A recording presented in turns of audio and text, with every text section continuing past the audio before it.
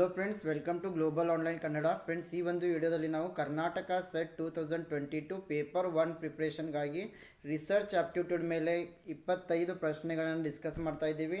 So ನಿಮಗೆಲ್ಲ ಗೊತ್ತಿರುವ ಹಾಗೆ ಈ ಒಂದು ರಿಸರ್ಚ್ ಆಪ್ಟಿಟ್ಯೂಡ್ನಿಂದ 5 ಪ್ರಶ್ನೆಗಳು ನಿಮ್ಮ ಎಕ್ಸಾಮಿನೇಷನಲ್ಲಿ ಬರ್ತಾ ಇವೆ. ಸೊ ಈ 5 ಪ್ರಶ್ನೆಗಳು ನಿಮಗೆ 10 ಅಂಕಗಳನ್ನು ತಂದು ಕೊಡ್ತಾ ಇವೆ. ಸೊ ನೀವೇನಾದರೂ ಕರ್ನಾಟಕ ಸೆಟ್ 2022 ಪೇಪರ್ 1ಗಾಗಿ ಪ್ರಿಪ್ರೇಷನನ್ನು ಮಾಡ್ತಾ ಇದ್ದರೆ ಸೊ ಈ ಒಂದು ವಿಡಿಯೋ ನಿಮಗೆ ತುಂಬಾ ಹೆಲ್ಪ್ಫುಲ್ ಆಗಿದೆ. ಅದೇ ರೀತಿ ನಾವು KSET 2022 ಪೇಪರ್ 1 ಪ್ರಿಪ್ರೇಷನ್ಗಾಗಿ ಒಂದು ಕ್ರ್ಯಾಶ್ ಕೋರ್ಸನ್ನು ಆರಂಭ ಮಾಡಿದ್ದೀವಿ. ಸೊ ಈ ಗ್ಲೋಬಲ್ ಆನ್ಲೈನ್ ಕನ್ನಡ ವತಿಯಿಂದ ನಿಮಗೆ ಪೇಪರ್ 1 ಮೇಲೆ ಕಂಪ್ಲೀಟ್ 10 ಯೂನಿಟ್ಗಳ ಮೇಲೆ ಥಿಯರಿ ಲೆಕ್ಚರ್ ಸಿಗ್ತಾ ಇದೆ. ಇದ್ರ ಜೊತೆಗೆ MCQ ಲೆಕ್ಚರ್ಸನ್ನು ನೀಡ್ತಾ ಇದ್ದೀವಿ. ಪ್ರಾಕ್ಟೀಸ್ MCQ ಸೆಟ್ ಕೂಡ ಅವೈಲೇಬಲ್ ಇದೆ. 50 ಮಾಕ್ ಟೆಸ್ಟ್ಗಳನ್ನು ನಿಮಗೆ ಕೊಡ್ತಾ ಇದ್ದೀವಿ. ಇದ್ರ ಜೊತೆಗೆ 10 ಯೂನಿಟ್ಗಳ ಮೇಲೆ ನೋಟ್ಸ್ ಲಭ್ಯವಿದೆ. ಇದರ ಜೊತೆಗೆ ಎಲ್ಲ ಪ್ರೀವಿಯಸ್ ಇಯರ್ ಕ್ವಶನ್ ಪೇಪರ್ಗಳನ್ನ ಸಾಲ್ವ್ ಮಾಡಿದ ವೀಡಿಯೋಸ್ ಮತ್ತು PDF ನೀಡ್ತಾ ಇದ್ದೀವಿ. ಸೊ ಈ ಒಂದು ಕ್ರ್ಯಾಶ್ ಕೋರ್ಸ್ ನಿಮಗೆ ಇಂಗ್ಲೀಷ್ ಮತ್ತು ಕನ್ನಡ ಎರಡೂ ಭಾಷೆಯಲ್ಲಿ ಸಿಗ್ತಾ ಇದೆ. ಸೊ ಇಲ್ಲಿ ಫೀ ಸ್ಟ್ರಕ್ಚರ್ ಬಂದುಬಿಟ್ಟು ಕೇವಲ 2500 ರುಪೀಸ್. ಸೊ ನೀವು ಜಾಯ್ನ್ ಆಗಲು ಗ್ಲೋಬಲ್ ಆನ್ಲೈನ್ ಆ್ಯಪನ್ನು ಪ್ಲೇಸ್ಟೋರ್ನಿಂದ ಡೌನ್ಲೋಡ್ ಮಾಡಿಕೊಂಡು ಜಾಯ್ನ್ ಆಗ್ಬೋದು, ಅಥವಾ ಈ ನಂಬರ್ಸ್ಗೆ ನೀವು ಕಾಂಟ್ಯಾಕ್ಟ್ ಕೂಡ ಮಾಡ್ಬೋದು. ಸೊ ಈ ಒಂದು ಕೋರ್ಸ್ ನಿಮಗೆ ಕನ್ನಡ ಮತ್ತು ಇಂಗ್ಲೀಷ್ ಎರಡೂ ಲ್ಯಾಂಗ್ವೇಜ್ನಲ್ಲಿ ಕೂಡ ಲಭ್ಯವಾಗ್ತಾ ಇದೆ. ಸೊ ಈ ಒಂದು ಗ್ಲೋಬಲ್ ಆನ್ಲೈನ್ ಆ್ಯಪನ್ನು ನೀವು ಪ್ಲೇಸ್ಟೋರ್ನಿಂದ ಡೌನ್ಲೋಡ್ ಮಾಡಿಕೊಂಡು ನಿಮ್ಮ ಇಮೇಲ್ ID ಅಥವಾ ಮೊಬೈಲ್ ಮೂಲಕ ರಿಜಿಸ್ಟರ್ ಆಗಿ ಕರ್ನಾಟಕ ಸೆಟ್ ಪೇಪರ್ 1 ಅಂತ ಸರ್ಚ್ ಮಾಡಿದರೆ ನಿಮಗೆ ಇಲ್ಲಿ ಎಲ್ಲ theory lectures, MCQ lectures, mock test, solve previous year question papers, practice MCQ set, notes ಎಲ್ಲವೂ ಕೂಡ ನಿಮಗೆ ಒಂದೇ ಸ್ಥಳದಲ್ಲಿ ಸಿಗ್ತಾ ಇದೆ. ಸೊ ಅದೇ ರೀತಿ ನಾವು let's move to the questions. Question number 1. In which of the following research methods, manipulation and control of variables and randomization of sample are two basic requirements? Yes, in which there are 4 types of research are given here. In which type the researcher is using manipulation and control of variables and also randomization of the sample? Option A, ex post facto research. Option B, descriptive research. Option C, case study research. Option D, experimental research. ಈ ಕೆಳಗಿನ ಯಾವ ಒಂದು ಸಂಶೋಧನಾ ವಿಧಾನಗಳಲ್ಲಿ ಸಂಶೋಧಕನು ವೇರಿಯೇಬಲ್ಗಳ ಮೇಲೆ ಸಂಪೂರ್ಣವಾದ ನಿಯಂತ್ರಣವನ್ನು ಹೊಂದಿರ್ತಾನೆ, ಅಂದರೆ ವೇರಿಯೇಬಲ್ಗಳನ್ನ ಅವನು ಚೇಂಜ್ ಮಾಡ್ಬೋದು, ಮತ್ತು ಮಾದರಿಯು ಯಾದೃಚ್ಛೀಕರಣವನ್ನು ಹೊಂದಿರ್ತದೆ. ಇವೆರಡೂ ಕೂಡ ಮೂಲಭೂತ ಅವಶ್ಯಕತೆಗಳಾಗಿವೆ. Option A ex post facto research, option B ವಿವರಣಾತ್ಮಕ ಸಂಶೋಧನೆ, ಆಪ್ಷನ್ ಸಿ ಕೇಸ್ ಸ್ಟಡಿ ಸಂಶೋಧನೆ, ಆಪ್ಷನ್ ಡಿ ಪ್ರಾಯೋಗಿಕ ಸಂಶೋಧನೆ. ಇಲ್ಲಿ ಸರಿಯಾದ ಉತ್ತರ ಬಂದ್ಬಿಟ್ಟು option D experimental research is the right answer. In experimental type of research, the researcher is going to manipulate and control the variables and also randomization of sample. Both are two basic requirements. ಈ ಒಂದು ಪ್ರಾಯೋಗಿಕ ಸಂಶೋಧನೆಯಲ್ಲಿ ವೇರಿಯೇಬಲ್ಗಳ ನಿಯಂತ್ರಣ ಮತ್ತು ಮಾದರಿಯ ಯಾದೃಚ್ಛೀಕರಣ ಎರಡೂ ಕೂಡ ಮೂಲಭೂತ ಅವಶ್ಯಕತೆಗಳಾಗಿವೆ. Then experimental research means it is a systematic and scientific approach to research on establishing causal relationship. Here the researcher is going to develop the relation between cause and effect. And here researcher investigates a hypothesis through experiments in a controlled environment. So here everything is in the hand of researcher. He is going to control the environment. He can manipulate the variables. Then he tests the formulated hypothesis and uses the result to generalize it to a larger population. And there are 4 essential characteristics of experimental research: control, manipulation, observation, and replication. Now question number 2. Which one of the following research procedures will figure under post-positivistic approach? Which one of the following research procedures will figure under post-positivistic approach? Option A, normative survey. Option B, experimental study. Option C, ethnographic study. Option D, ex post facto study. ಈ ಕೆಳಗಿನ ಸಂಶೋಧನಾ ಕಾರ್ಯವಿಧಾನಗಳಲ್ಲಿ ಯಾವುದು post ಪಾಸಿಟಿವಿಸ್ಟಿಕ್ ವಿಧಾನದ ಅಡಿಯಲ್ಲಿ ಬರ್ತಾ ಇದೆ? Option A ಪ್ರಮಾಣಿತ ಸಮೀಕ್ಷೆ, ಆಪ್ಷನ್ ಬಿ ಪ್ರಾಯೋಗಿಕ ಅಧ್ಯಯನ, ಆಪ್ಷನ್ ಸಿ ಜನಾಂಗೀಯ ಅಧ್ಯಯನ, option D X post facto ಅಧ್ಯಯನ. Here the right answer is option C, ethnographic study. In this, research procedures will figure under the post positivistic approach. So ಈ ಒಂದು ಜನಾಂಗೀಯ ಅಧ್ಯಯನದಲ್ಲಿ ಸಂಶೋಧನಾಕಾರ ಏನು ಮಾಡ್ತಾ ಇದ್ದಾನೆ, ಪೋಸ್ಟ್ ಪಾಸಿಟಿವಿಸ್ಟಿಕ್ ವಿಧಾನದ ಮೂಲಕ ಕಾರ್ಯವನ್ನು ಕೈಗೊಳ್ತಾ ಇದ್ದಾನೆ. So ಎಥ್ನೋಗ್ರಾಫಿಕ್ study means the process of studying and describing a culture. So ಇಲ್ಲಿ ಸಂಶೋಧಕ ಯಾವುದೇ ಒಂದು ಕಲ್ಚರನ್ನು, ಸಂಸ್ಕೃತಿಯನ್ನು ಡಿಸ್ಕ್ರೈಬ್ ಮಾಡ್ತಾ ಇದ್ದಾನೆ. ಸೊ ಒಂದು ಸಂಸ್ಕೃತಿಯ ಬಗ್ಗೆ ಅಧ್ಯಯನ, ಸಂಶೋಧನೆಯನ್ನು ಮಾಡ್ತಾ ಇದ್ದಾನೆ. It provides an insiders picture of a community. ಯಾವುದೇ ಒಂದು ಸಮಾಜದ ಕುರಿತು, ಕಮ್ಯುನಿಟಿಯ ಕುರಿತು ಅಧ್ಯಯನವನ್ನು ಮಾಡ್ತಾನೆ. The researcher can go and live in a specific community where the research is going to conduct and study the culture and their educational practices. So ಈ ಒಂದು ಜನಾಂಗೀಯ ಸಂಶೋಧನೆಯಲ್ಲಿ ಸಂಶೋಧನಾಕಾರ ಯಾವುದೇ ಒಂದು ಸಮುದಾಯವು ಜೀವಿಸ್ತಾ ಇದ್ದ ಪ್ರದೇಶದಲ್ಲಿ ಹೋಗಿ ಅವರೊಂದಿಗೆ ಬೆರೆತು ಸಂಶೋಧನಾ ಕಾರ್ಯವನ್ನು ನಡೆಸ್ತಾ ಇದ್ದಾನೆ, ಅವರ ಸಂಸ್ಕೃತಿಯ ಬಗ್ಗೆ ಅಧ್ಯಯನವನ್ನು ಮಾಡ್ತಾ ಇದ್ದಾನೆ. So question number 3, which one of the following is the main feature of qualitative research? Option A, avoids positivist assumptions and data analysis. Option B, subscribes to pre-existing categories. Option C, collects data in numerical form. Option D, uses the empirical method of data analysis. So ಈ ಕೆಳಗಿನವುಗಳಲ್ಲಿ ಯಾವುದು ಗುಣಾತ್ಮಕ ಸಂಶೋಧನೆಯ ಮುಖ್ಯ ಲಕ್ಷಣವಾಗಿದೆ? Option A, ಸಕಾರಾತ್ಮಕ ಊಹೆಗಳು ಮತ್ತು ಡೇಟಾ ವಿಶ್ಲೇಷಣೆಯನ್ನು ತಪ್ಪಿಸುತ್ತದೆ. ಆಪ್ಷನ್ ಬಿ, ಮೊದಲೇ ಅಸ್ತಿತ್ವದಲ್ಲಿರುವ ವರ್ಗಗಳಿಗೆ ಚಂದಾದಾರರಾಗುತ್ತಾರೆ. ಆಪ್ಷನ್ ಸಿ, ಸಂಖ್ಯಾತ್ಮಕ ರೂಪದಲ್ಲಿ ಡೇಟಾವನ್ನು ಸಂಗ್ರಹಿಸುತ್ತದೆ. ಆಪ್ಷನ್ ಡಿ, ಡೇಟಾ ವಿಶ್ಲೇಷಣೆಯ ಪ್ರಾಯೋಗಿಕ ವಿಧಾನವನ್ನು ಬಳಸುತ್ತದೆ. Yes, here which one of the following is the main feature of qualitative research? Yes, here the right answer is option A. It is qualitative research is going to avoid positivist assumptions and data analysis. So ಈ ಒಂದು ಗುಣಾತ್ಮಕ ಸಂಶೋಧನೆ ಏನಿದೆ ಇದು ಸಕಾರಾತ್ಮಕ ಊಹೆಗಳು ಮತ್ತು data ವಿಶ್ಲೇಷಣೆಯನ್ನು ತಪ್ಪಿಸ್ತಾ ಇದೆ. ಸೊ ಇದು ಇದರ ಮುಖ್ಯ ಲಕ್ಷಣವಾಗಿದೆ. So option A is the right answer. Yes, positivistic research means it is a research paradigm, is a research model for conducting research that has been verified by the research community, and it going to emphasizes on quantitative analysis over a qualitative analysis. It relies heavily on experimentation. Yes, positivistic approach, it subscribes for pre-existing categories, and hypotheses are put forward about the causal relationship between the phenomena.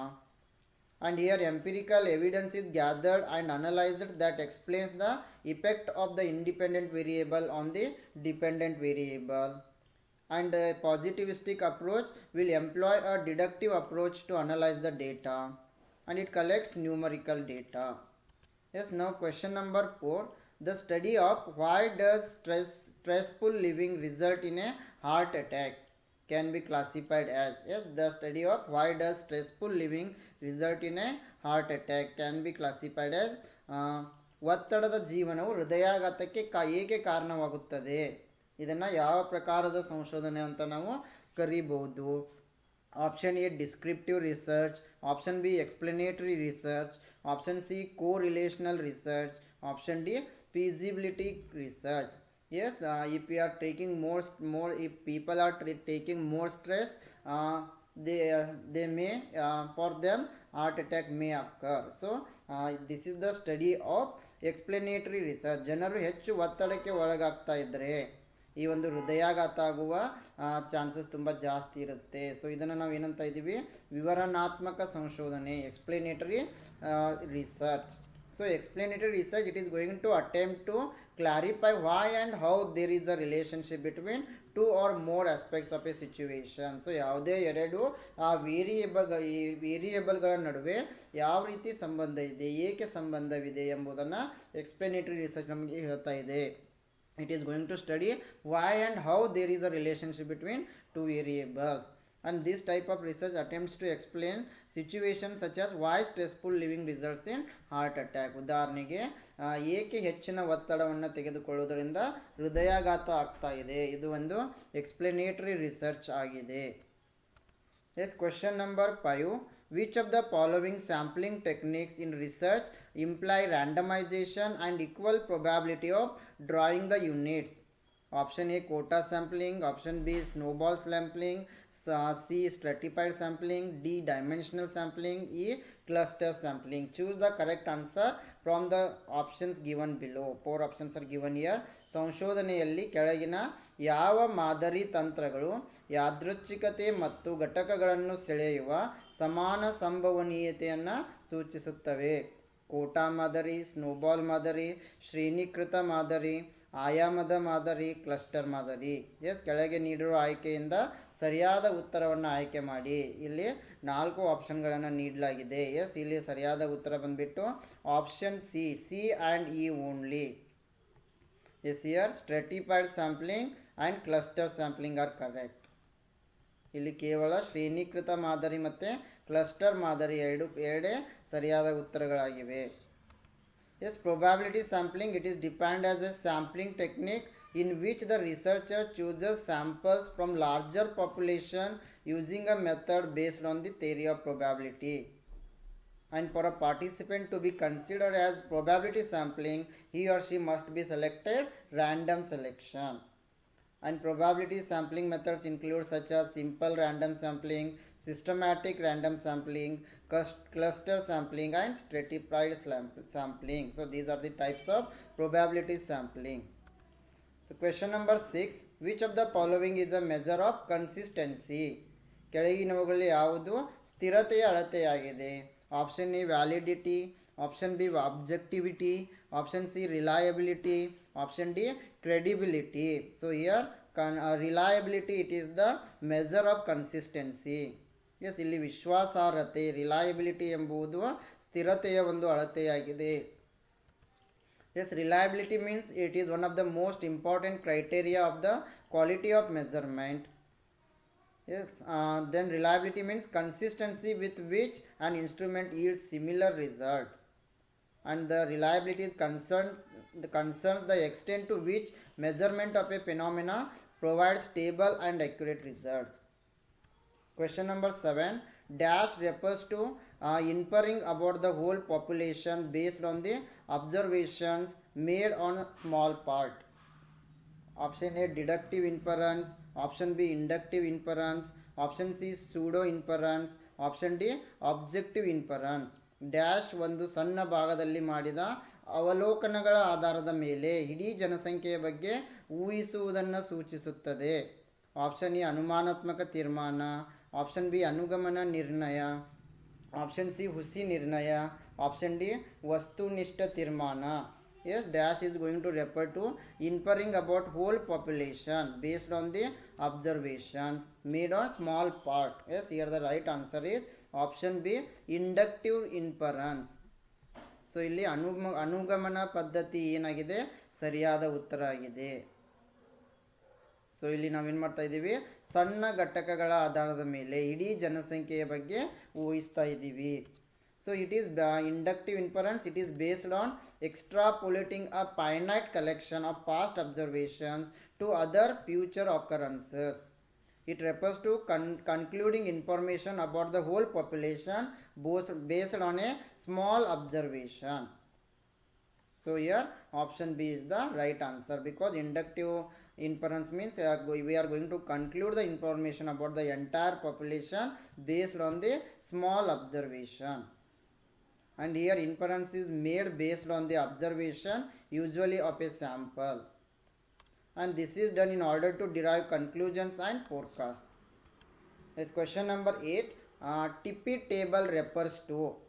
Option A table of random digits, option B table used in sampling methods, option C table used in statistical investigations, option D all of the above. Yes, TIPI table dash ಅನ್ನು ಸೂಚಿಸ್ತಾ ಇದೆ.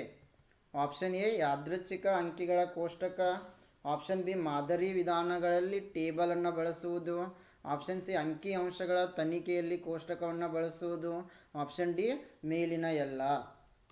S, here the right answer is option D. In all the situations we are using TIPI tables. So it is the table of random digit and table used in sampling methods, table used in statistical investigations, all are correct here. So ಇಲ್ಲಿ option D ಮೇಲಿನ ಎಲ್ಲ ಸರಿಯಾದ ಉತ್ತರ ಆಗಿದೆ. Yes, question number 9, a researcher divides his population into certain groups and fixes the size of the sample from each group, it is called. Yes, here a researcher is going to divide his population into certain groups and going to fix the size of the sample from each group. It is known as option A stratified sampling, option B quota sampling, option C cluster sampling, option D all of the above. ಒಬ್ಬ ಸಂಶೋಧಕ ಇಡೀ ಜನಸಂಖ್ಯೆಯನ್ನು ಕೆಲವು ಗುಂಪುಗಳನ್ನಾಗಿ ವಿಂಗಡಣೆ ಮಾಡ್ತಾ ಇದ್ದಾನೆ ಮತ್ತು ಪ್ರತಿ ಗುಂಪಿನಿಂದ ಮಾದರಿಯ ಗಾತ್ರವನ್ನು ಆಯ್ಕೆ ಮಾಡ್ತಾ ಇದ್ದಾನೆ. ಇದನ್ನು ಏನಂತ ಕರಿತಾ ಇದ್ದೀವಿ? ಆಪ್ಷನ್ ಎ ಶ್ರೇಣೀಕೃತ ಮಾದರಿ, ಆಪ್ಷನ್ ಬಿ ಕೋಟಾ ಮಾದರಿ, ಆಪ್ಷನ್ ಸಿ ಕ್ಲಸ್ಟರ್ ಮಾದರಿ, ಆಪ್ಷನ್ ಡಿ ಮೇಲಿನ ಎಲ್ಲ. Yes, here the right answer is option B. It is known as the quota sample. Yes, in quota sampling, a population is first segmented into mutually exclusive subgroups, just as in stratified sampling, and then judgment is used to select the subjects or units from the each segment based on specific proportion. For example, an interviewer may be told to sample 200 females and 300 males between the age of 45 to 60. It is an example for quota sampling. Question number 10. The final result of a study will be more accurate if the sample drawn is option A taken randomly, option B fixed by quota, option C representative to the population, option D purposive. ಮಾದರಿಯನ್ನು ಚಿತ್ರಿಸಿದರೆ ಅಧ್ಯಯನದ ಅಂತಿಮ ಫಲಿತಾಂಶವು ಹೆಚ್ಚು ನಿಖರವಾಗಿರುತ್ತದೆ. ಅಂದರೆ ಇಲ್ಲಿ ಅಂತಿಮ ಫಲಿತಾಂಶವು ಹೆಚ್ಚು ನಿಖರವಾಗಿರಲು ಯಾವ ರೀತಿಯ ಮಾದರಿಯನ್ನು ನಾವು ತೆಗೆದುಕೊಳ್ಬೇಕಾಗ್ತಾ ಇದೆ? ಸೊ ಮಾದರಿ ಅಂದರೆ ನಿಮ್ಗೆ ಗೊತ್ತಿದೆ, ಜನಸಂಖ್ಯೆಯಿಂದ ಕೆಲವೇ ಜನರನ್ನು ಆಯ್ಕೆ ಮಾಡಿಕೊಳ್ಳುವುದು.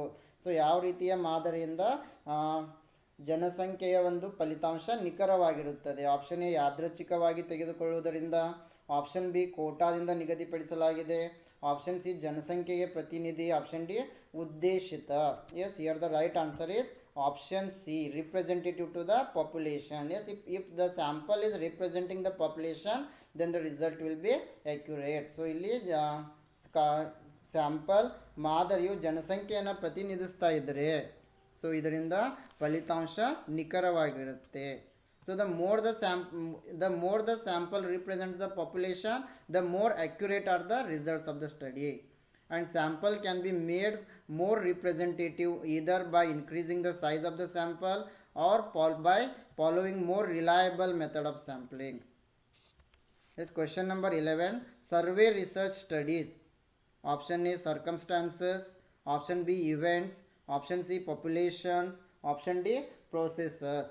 ಸಮೀಕ್ಷಾ ಸಂಶೋಧನೆಯ ಅಧ್ಯಯನಗಳು ಡ್ಯಾಶ್ಗಳನ್ನು ಅಧ್ಯಯನ ಮಾಡ್ತಾ ಇವೆ. ಆಪ್ಷನ್ ಎ ಸಂದರ್ಭಗಳು, ಆಪ್ಷನ್ ಬಿ ಘಟನೆಗಳು, ಆಪ್ಷನ್ ಸಿ ಜನಸಂಖ್ಯೆ, ಆಪ್ಷನ್ ಡಿ ಪ್ರಕ್ರಿಯೆ. Yes, here the right answer is option C population. Survey research is going to study about the population. ಸಮೀಕ್ಷಾ ಸಂಶೋಧನೆ ಜನಸಂಖ್ಯೆಯ ಬಗ್ಗೆ ಅಧ್ಯಯನವನ್ನು ಮಾಡ್ತಾ ಇದೆ. So survey research, it is defined as the collection of information from a sample of individuals through their responses. So ಸಮೀಕ್ಷಾ ಸಂಶೋಧನೆ ಅಂತಂದರೆ ಇಲ್ಲಿ ಜನರಿಂದ ಮಾಹಿತಿಯನ್ನು ಕಲೆಕ್ಟ್ ಮಾಡಲಾಗ್ತಾ ಇದೆ. ಜನರಿಗೆ ಪ್ರಶ್ನೆಗಳನ್ನು ಕೇಳುವುದರ ಮೂಲಕ ಮಾಹಿತಿಯನ್ನು ಕಲೆಕ್ಟ್ ಮಾಡ್ತಾ ಇದ್ದೀವಿ. Question number 12. Action research, it is a type of option A applied research, option B quantity research, survey research or population research. ಕ್ರಿಯಾ ಸಂಶೋಧನೆಯು ಒಂದು ಡ್ಯಾಶ್ ವಿಧಾನವಾಗಿದೆ. ಅನ್ವಯಿಕ ಸಂಶೋಧನೆ, ಪ್ರಮಾಣ ಸಂಶೋಧನೆ, ಸಮೀಕ್ಷೆ ಸಂಶೋಧನೆ, ಜನಸಂಖ್ಯಾ ಸಂಶೋಧನೆ. So here action research, it is a type of applied research. So ಈ action research, it is a type of applied research. So ಈ ಒಂದು ಕ್ರಿಯಾ ಸಂಶೋಧನೆಗೆ ಅನ್ವಯಿಕ ಸಂಶೋಧನೆಯ ಒಂದು ವಿಧವಾಗಿದೆ. So action research means it is the term used by Kurt Lewin and it means learning by doing.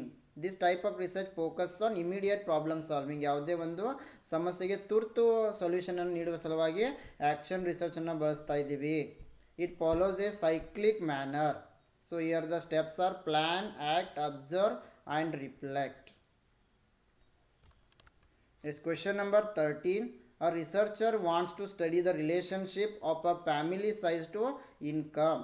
He classifies his population into different income slabs and then takes a random sample from each slab in order. Which technique of sampling is he working with? Yes, here a researcher is going to study the relationship between family size and income. For this, he is going to classify his population into different income slabs and then taking randomly samples. Then which technique he is using. So ಒಬ್ಬ ಸಂಶೋಧನಾಕಾರ ಕುಟುಂಬದ ಗಾತ್ರ ಮತ್ತು ಆದಾಯದ ಸಂಬಂಧವನ್ನು ಅಧ್ಯಯನ ಮಾಡ್ತಾ ಇದ್ದಾನೆ. ಅವನು ಇಡೀ ಜನಸಂಖ್ಯೆಯನ್ನು ಆದಾಯದ ಪ್ರಕಾರ ಬೇರೆ ಬೇರೆ ಸ್ಲ್ಯಾಬ್ಗಳಾಗಿ ವರ್ಗೀಕರಣ ಮಾಡ್ತಾನೆ. ನಂತರ ಪ್ರತಿಯೊಂದು ಸ್ಲ್ಯಾಬ್ನಿಂದ ಯಾದೃಚ್ಛಿಕವಾಗಿ ಮಾದರಿಯನ್ನು ಆಯ್ಕೆ ಮಾಡಿಕೊಳ್ತಾನೆ. ಸೊ ಇದನ್ನು ಯಾವ ತಂತ್ರ ಅಂತ ಕರಿತಾ ಇದ್ದೀವಿ? Option A cluster sampling, option B random sampling, option C stratified random sampling, option D systematic sampling. Yes, here the right answer is option B random sampling. So ಇದನ್ನು ನಾವು option C stratified random sampling ಅಂತ ಕರಿತಾ ಇದ್ದೀವಿ. Yes, here the right answer is ಶ್ರೇಣೀಕೃತ ಯಾದೃಚ್ಛಿಕ ಮಾದರಿ.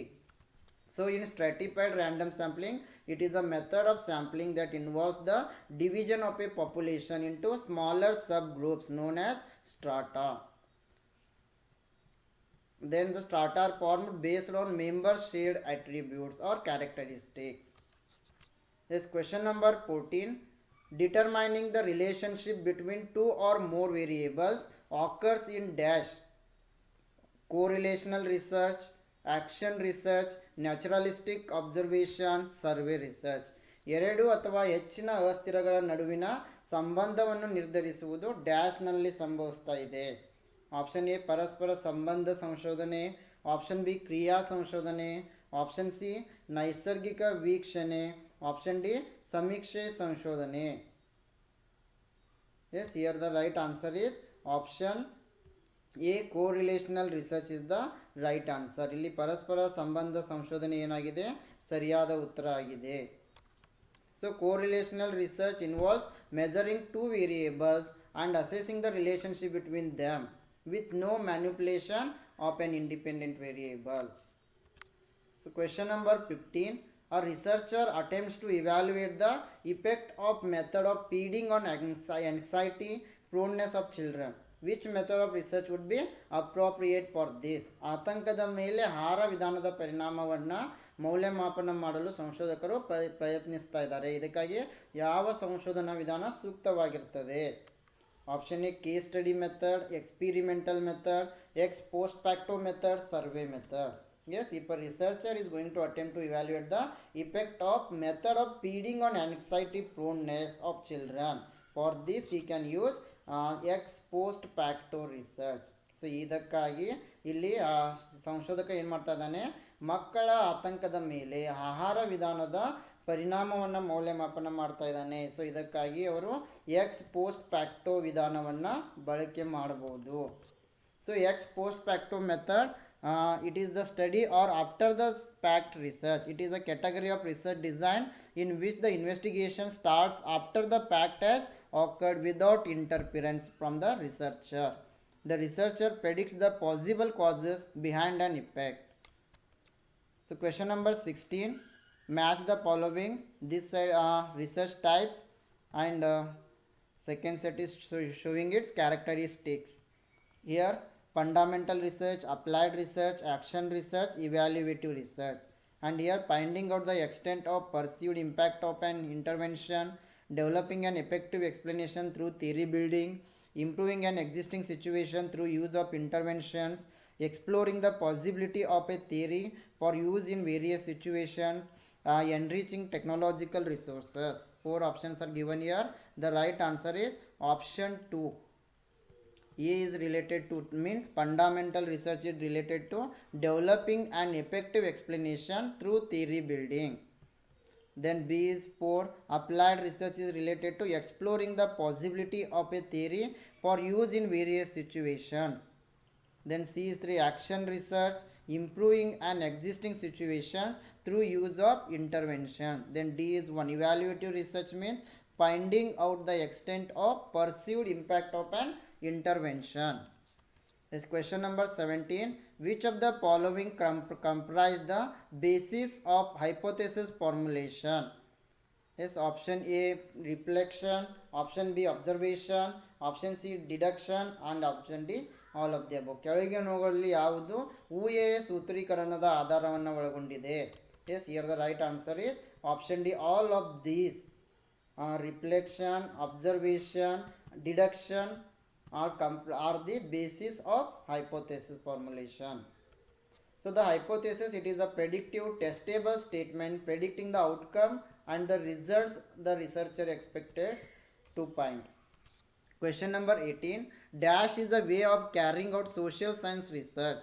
Option A role playing, option B planning, option C sampling, option D case study. Dash ಸಮಾಜ ವಿಜ್ಞಾನ ಸಂಶೋಧನೆಯನ್ನು ಕೈಗೊಳ್ಳುವ ಒಂದು ಮಾರ್ಗವಾಗಿದೆ.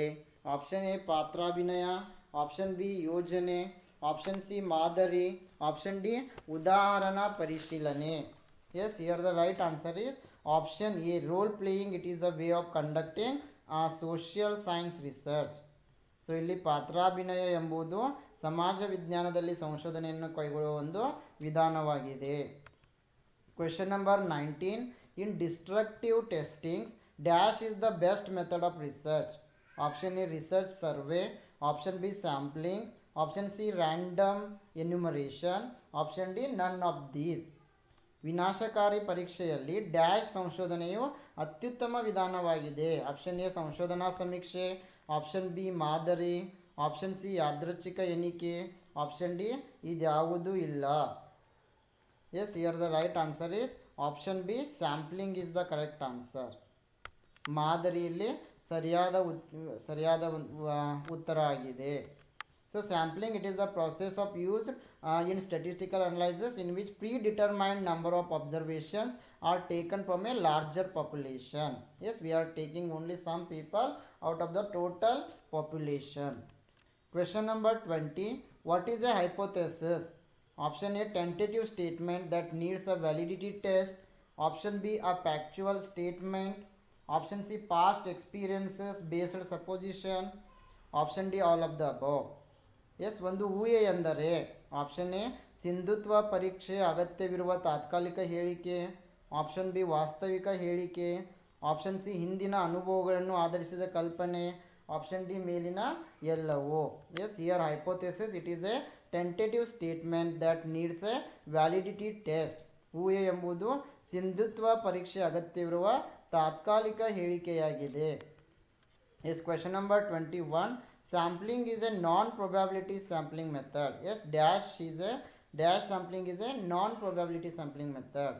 Yes, dash ಮಾದರಿಯು ಸಂಭವನೀಯ ಅಲ್ಲದ ಮಾದರಿ ವಿಧಾನವಾಗಿದೆ. Option A cluster sampling, option B quota, option C systematic, option D simple random sampling. Yes, here the right answer is option B quota sampling. It is a non probability sampling method. ಇಲ್ಲಿ quota sampling ಎಂಬುದು ಸಂಭವನೀಯ ಅಲ್ಲದ ಮಾದರಿ ವಿಧಾನವಾಗಿದೆ. Yes, quota sampling, it is a non probability sampling method that relies on the non random selection of a predetermined number of units.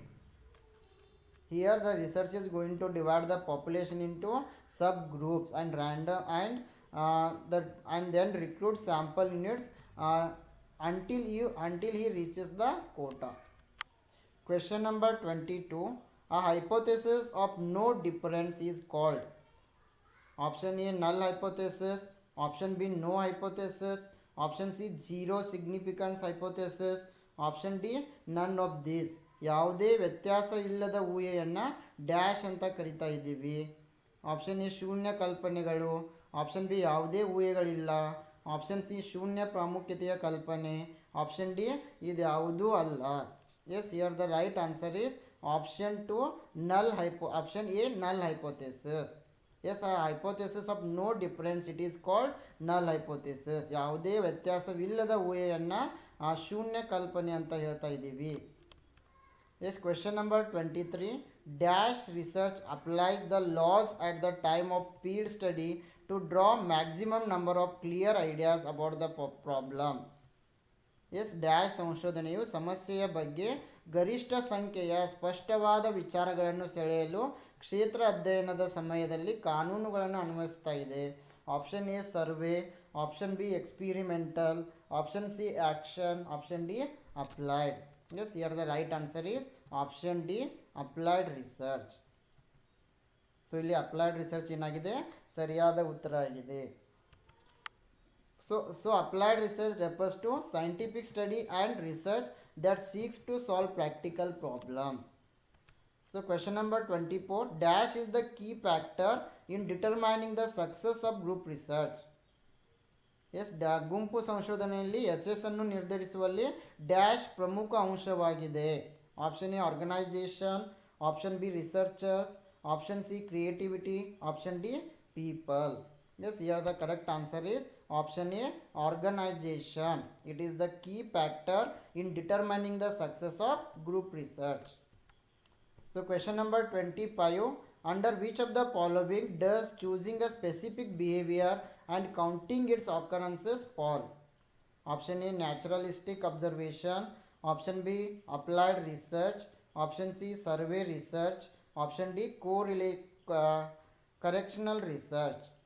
ನಿರ್ದಿಷ್ಟ ನಡವಳಿಕೆಯನ್ನು ಆಯ್ಕೆ ಮಾಡುವುದು ಮತ್ತು ಅದರ ಸಂಭವಗಳನ್ನು ಎಣಿಸುವುದು ಈ ಕೆಳಗಿನ ಯಾವುದರ ಅಡಿಯಲ್ಲಿ ಬರ್ತಾ ಇದೆ? ಆಪ್ಷನ್ ಎ ನೈಸರ್ಗಿಕ ವೀಕ್ಷಣೆ, ಆಪ್ಷನ್ ಬಿ ಅನ್ವಯಿಕ ಸಂಶೋಧನೆ, ಆಪ್ಷನ್ ಸಿ ಸಮೀಕ್ಷಾ ಸಂಶೋಧನೆ, ಆಪ್ಷನ್ ಡಿ ತಿದ್ದುಪಡಿಯ ಸಂಶೋಧನೆ. Yes here the right answer. Yes this question is for you. You have to comment the right answer in comment box. ಈ ಒಂದು ಪ್ರಶ್ನೆ ನಿಮಗಾಗಿ ನೀಡಲಾಗಿದೆ. ನೀವು ಇದಕ್ಕೆ ಸರಿಯಾದ ಉತ್ತರವನ್ನು ನಮಗೆ ಕಮೆಂಟ್ ಬಾಕ್ಸ್ನಲ್ಲಿ ಕಮೆಂಟ್ ಮಾಡ್ಬೋದು. ಎಸ್ ಫ್ರೆಂಡ್ಸ್, ಅದೇ ರೀತಿ ಇದು ಇವತ್ತಿನ ಸೆಷನ್ ಆಗಿದೆ. ಅದೇ ರೀತಿ ನೀವೇನಾದರೂ ಕರ್ನಾಟಕ ರಾಜ್ಯ ಅರ್ಹತಾ ಪರೀಕ್ಷೆ 2022 teaching and research aptitude paper 1ಗಾಗಿ ಪ್ರಿಪ್ರೇಷನನ್ನು ಮಾಡ್ತಾ ಇದ್ದಾರೆ. ಇಲ್ಲಿ ನಿಮಗೆ ಕಂಪ್ಲೀಟ್ 10 ಯೂನಿಟ್ಗಳ ಮೇಲೆ ಉಪನ್ಯಾಸಗಳನ್ನು ನೀಡ್ತಾ ಇದ್ದೀವಿ. MCQ ಉಪನ್ಯಾಸಗಳನ್ನು ನೀಡ್ತಾ ಇದ್ದೀವಿ. MCQ ಸೆಟ್ಟನ್ನು ನೀಡ್ತಾ ಇದ್ದೀವಿ. 50 ಮಾಕ್ ಟೆಸ್ಟ್ಗಳನ್ನು ನೀಡ್ತಾ ಇದ್ದೀವಿ. ಎಲ್ಲ ಯೂನಿಟ್ಗಳ ಮೇಲೆ ನೋಟ್ಸನ್ನು ನೀಡ್ತಾ ಇದ್ದೀವಿ. ಪ್ರೀವಿಯಸ್ ಇಯರ್ ಕ್ವಶನ್ ಪೇಪರ್ಗಳನ್ನು ನೀಡ್ತಾ ಇದ್ದೀವಿ. ಇದು ಇಂಗ್ಲೀಷ್ ಮತ್ತು ಕನ್ನಡದ ಎರಡರಲ್ಲಿ ಕೂಡ ನಿಮಗೆ ಸಿಗ್ತಾ ಇದೆ. ಇದಕ್ಕಾಗಿ ನೀವು ಪ್ಲೇಸ್ಟೋರ್ನಿಂದ ಗ್ಲೋಬಲ್ ಆನ್ಲೈನ್ ಆ್ಯಪನ್ನು ಡೌನ್ಲೋಡ್ ಮಾಡಿಕೊಂಡು ಜಾಯಿನ್ ಆಗ್ಬೋದು. ಅದೇ ರೀತಿ ನಮ್ಮ ಡೈಲಿ ಲೆಕ್ಚರ್ಸ್ಗಳ ಲಿಂಕನ್ನು ಪಡೆಯಲು ನೀವು ಗ್ಲೋಬಲ್ ಆನ್ಲೈನ್ ಕನ್ನಡ ಟೆಲಿಗ್ರಾಮ್ ಗ್ರೂಪ್ಗೆ ಜಾಯಿನ್ ಆಗ್ಬೋದು. Yes, I wish all the best to all. Thank you.